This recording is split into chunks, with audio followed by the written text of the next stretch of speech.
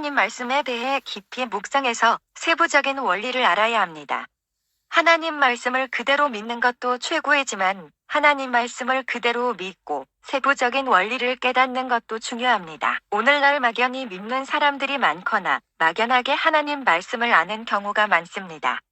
예로 들면 영적 전쟁을 하라, 미혹당하지 않게 미혹의 영을 조심하라, 듣는 귀, 듣는 마음을 가져라, 마음을 지켜라, 기도하라 하지만 세부적으로 말하는 곳은 많지 않습니다. 모든 것에는 원리들이 존재합니다. 곧 불규칙하게 막연하게 일어나는 것이 아니라 원리들이 있다는 것입니다.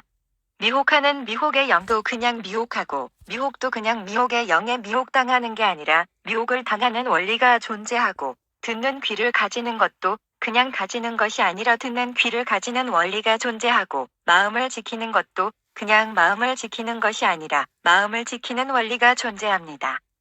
이것들을 알기 위해서는 하나님 말씀에 대해 깊이 묵상해야 합니다. 누구나 미혹의 영을 조심하라, 영적 전쟁을 하라, 마음을 지키라, 듣는 귀를 가지라고는 하지만 그 원리들을 알지 못하는 사람들이 존재합니다.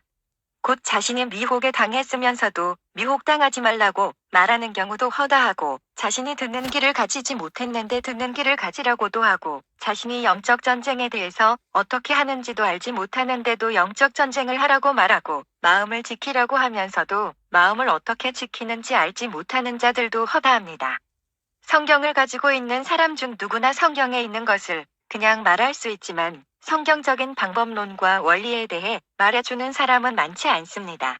기도도 막연하게 하는 것보다 원리를 알고 하면 영적 세계에 빨리 들어갈 수 있습니다. 기도를 30년 해도 영적 세계를 들어가지 못하는데도 기도한 지도 얼마 되지도 않았는데도 영적 세계를 더 빨리 들어가는 것도 방법론적인 원리를 모르고 하는 것과 알고 하는 것의 차이입니다. 사람들은 기도를 단시간 해도 영적 세계를 들어가는 것이 하나님의 은혜라고 하지만 기도를 30년 한 사람에게도 동일한 하나님의 은혜를 주시지만 방법론적인 것을 알지 못해서 그렇습니다. 곧 기도의 양보다는 기도의 질이 중요하고 기도의 질이 되고 양이 되어야 하는 것입니다. 그래서 그 방법론적인 것을 아는 사람에게 배우는 것도 영적 세계에 빨리 들어갈 수 있는 방법입니다.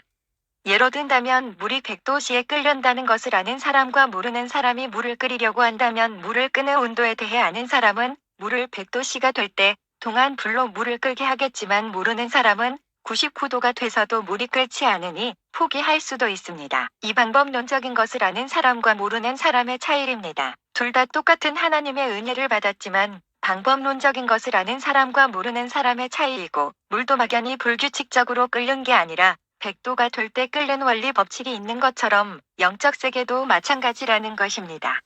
또 말씀을 있는 그대로 믿는다면 그나마 희망이 있지만 오늘날은 말씀조차 믿지 않는 신학자, 목회자, 그리스도인들도 존재합니다.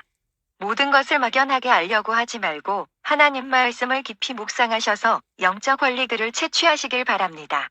말씀의 전문가가 될수록 말씀의 겉만 아는 것이 아니라 깊은 속까지 알 수 있고 그 깊이는 사람마다 다르다는 것을 아셔야 합니다.